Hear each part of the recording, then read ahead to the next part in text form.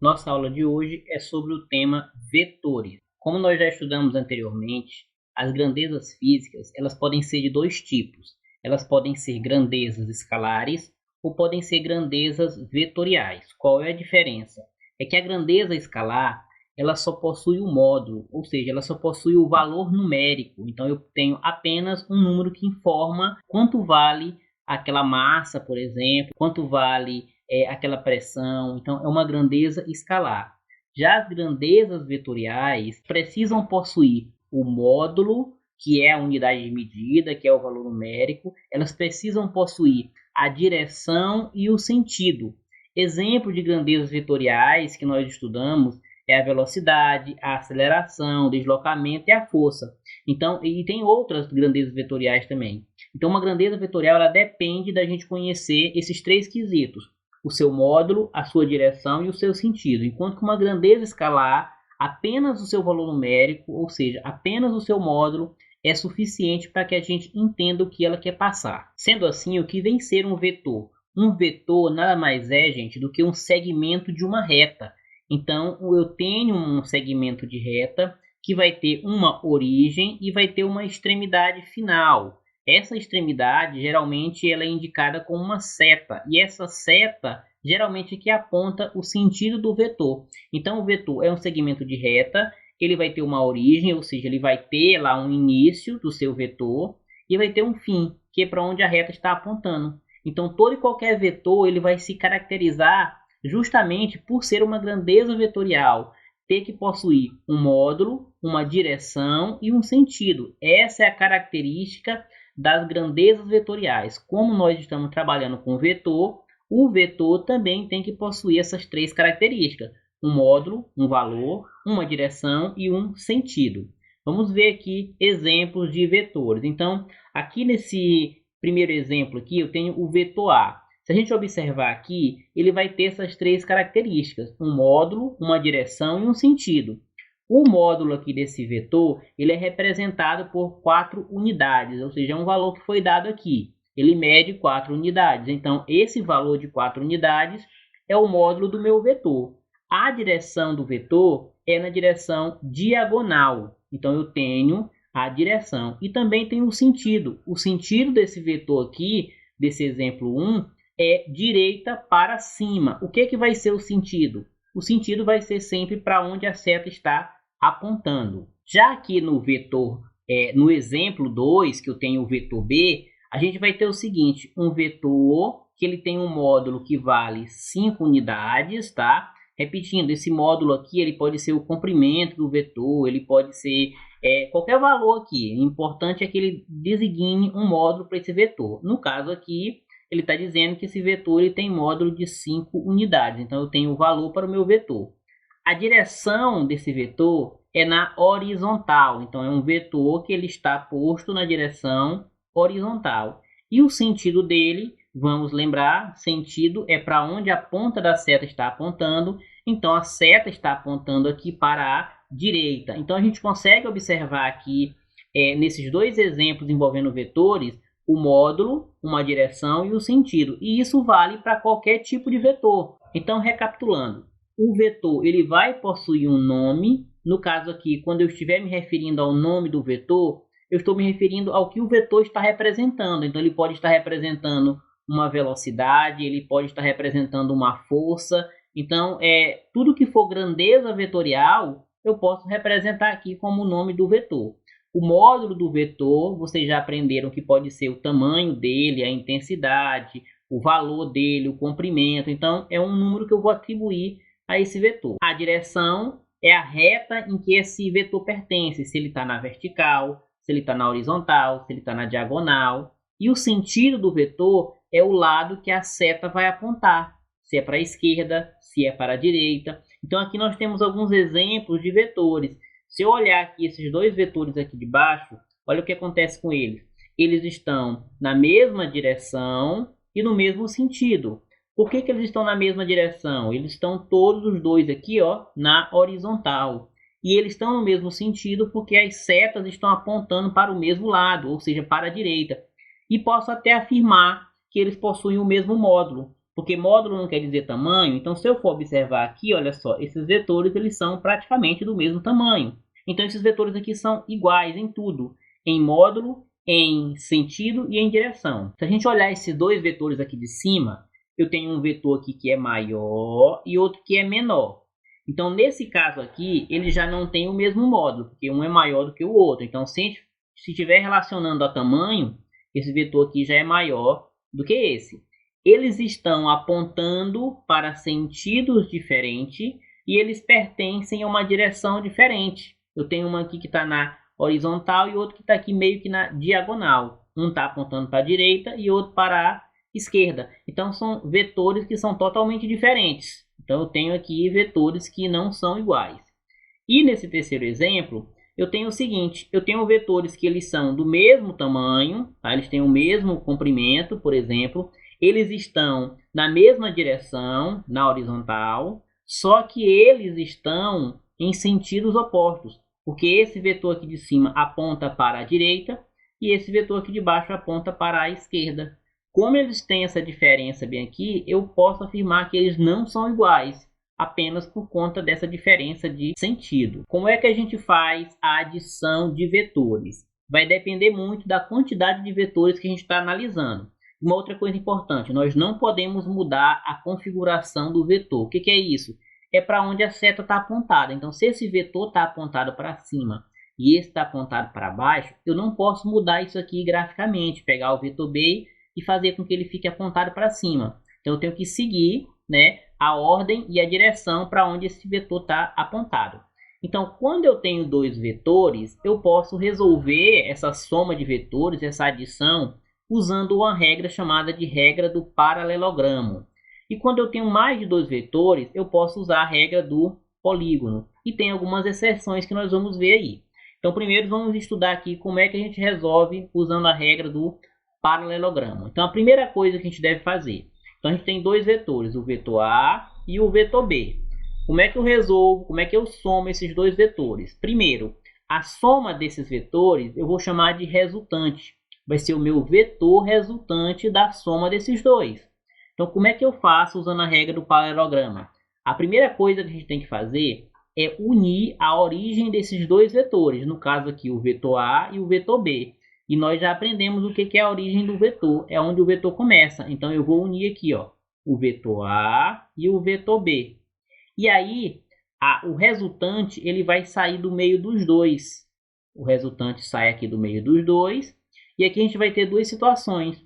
Esse vetor B aqui ele vai projetar desse lado, por isso que isso aqui se chama projeção do vetor B. E esse vetor A vai projetar desse lado. A projeção do vetor A é como se fosse um reflexo dele aqui, ó. O vetor A reflete aqui, o vetor B reflete aqui. E forma um paralelogramo. Por isso que o nome da regra é regra do paralelogramo.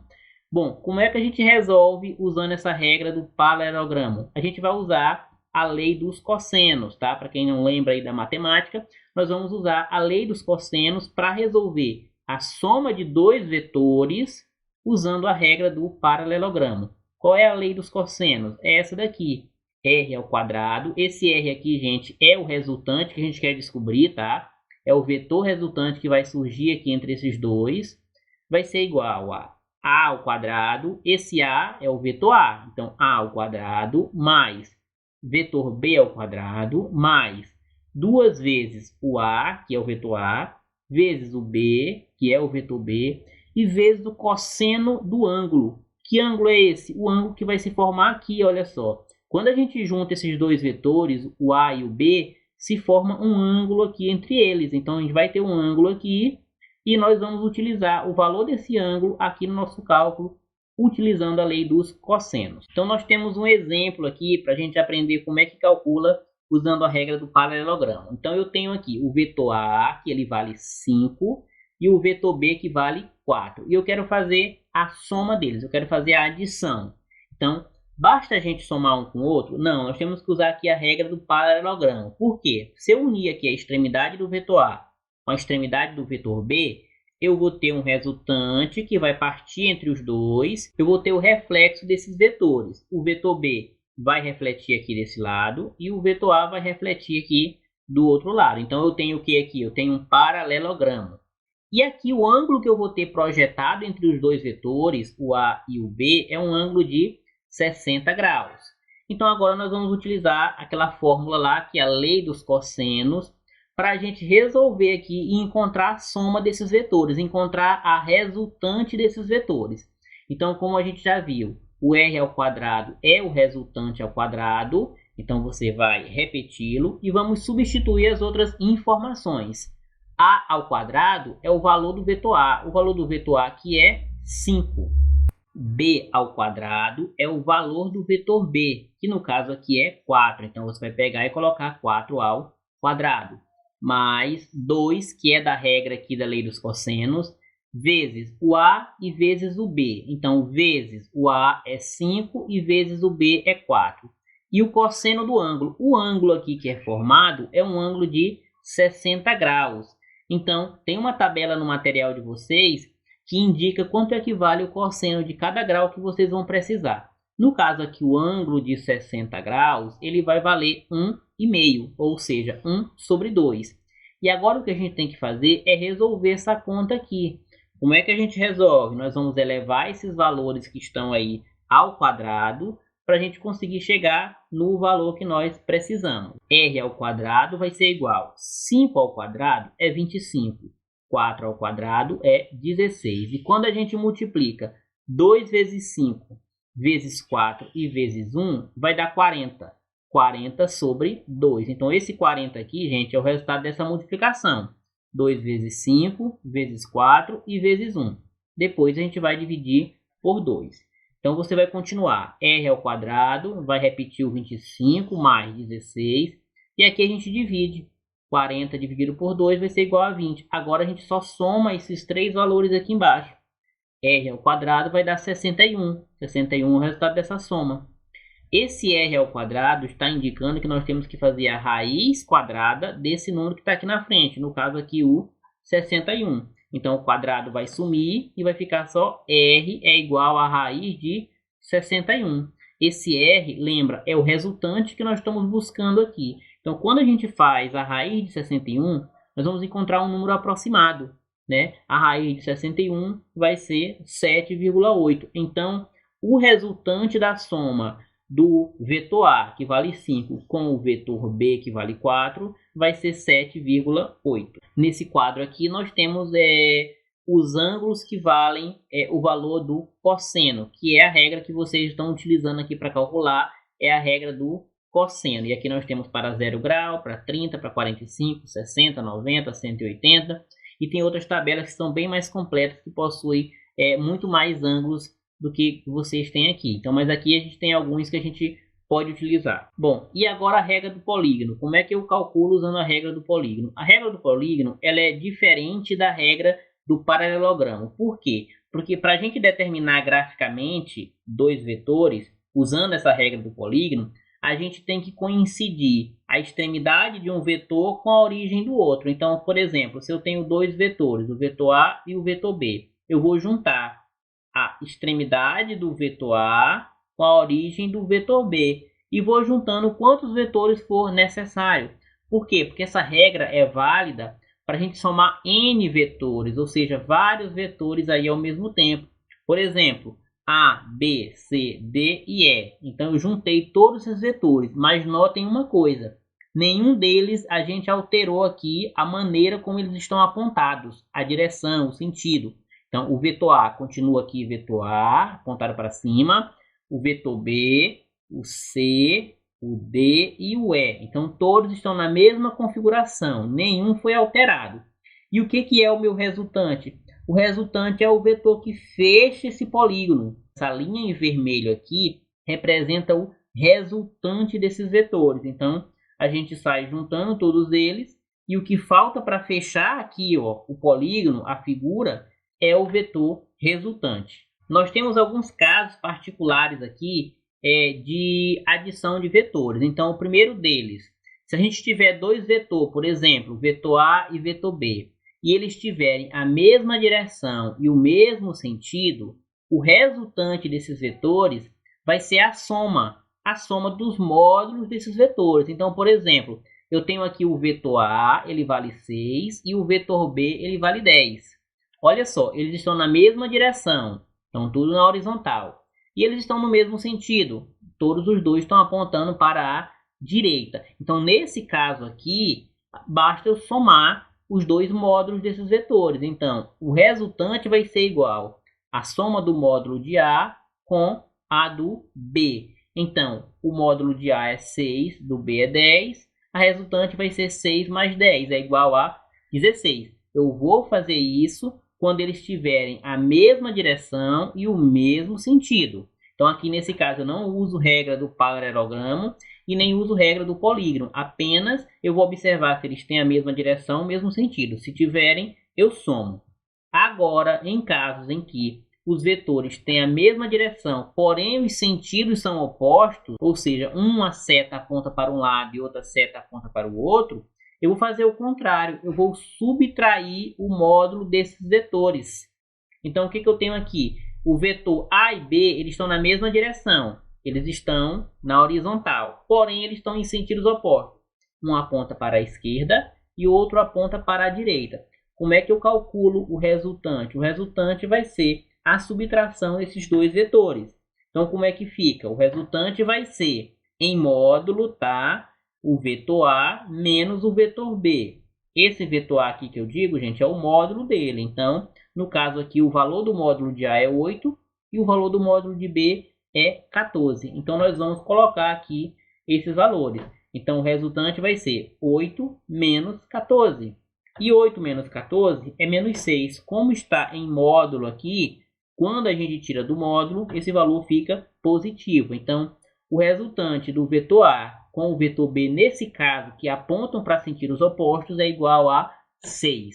O terceiro caso aqui de exceção para os vetores é quando esses vetores forem perpendiculares, ou seja, quando eles formarem aqui um ângulo de 90 graus. Então, eu tenho aqui o vetor A, no caso aqui eu uni o início do vetor A com o vetor B, e eu obtive aqui um ângulo de 90 graus.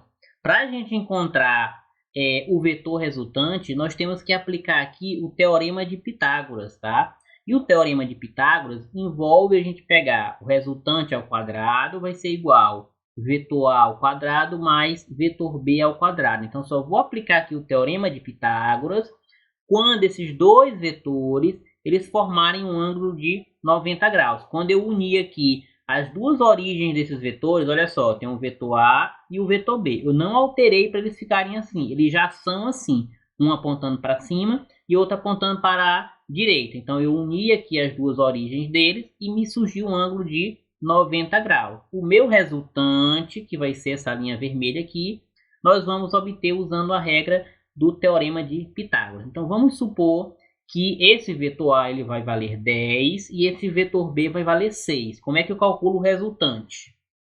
Resultante ao quadrado vai ser igual vetor A ao quadrado mais vetor B ao quadrado. Então vamos fazer a substituição desses valores. O resultante ao quadrado vai ser igual.